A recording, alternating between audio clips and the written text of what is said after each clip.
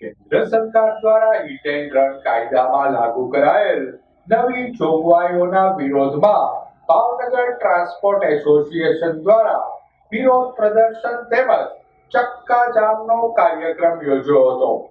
ભાવનગરના ટ્રાન્સપોર્ટરોએ મોતી તળાવ રોડ પર વિરોધ પ્રદર્શન યોજી ચક્કા જામ કર્યું હતું.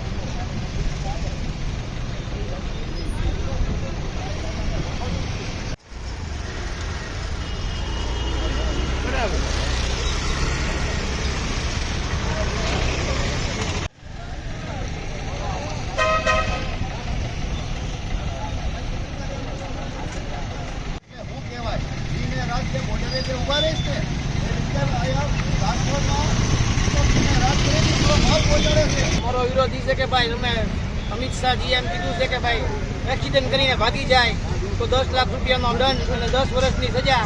તો એની કોણ ગેરંટી લેશે કે એને મારી નાખશે ચાલુ પબ્લિક? આવો કોઈ કાયદો હોય નહીં ભાઈ. આ કાયદો પાછો લ્યો. બધા મુખ્યમંત્રીને બધાને નિવેદન છે કે આવો કાળો કાયદો પાછો લ્યો ભાઈ.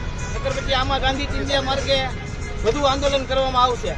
રસુલભાઈ સૈયદ, ભાવનગર ટ્રાન્સપોર્ટ એસોસિએશનની અંદર અમે એટલું કહેવા માંગુ છું કે ડ્રાઈવરને જે અકસ્માતની અંદર 10 લાખનો જોગવાઈની એક હમણાં એ ઓલી કરી છે કે 10 લાખ રૂપિયા એને ભરવાના અને 10 વર્ષની સજા. આજે ડ્રાઈવર 500 રૂપિયા કમાતો હોય તો 10 લાખ ભેગા કરવામાં એની અડધી જિંદગી વહી જાય. ડ્રાઈવર એવી વસ્તુ છે કે જે બોર્ડર ઉપર જે આપણે આર્મી હોય ને એની જેમ રાત નથી કામ કરે છે. તારે તમારો ટ્રાન્સપોર્ટને ખાવાની અનાજ તમને પહોંચાડે છે.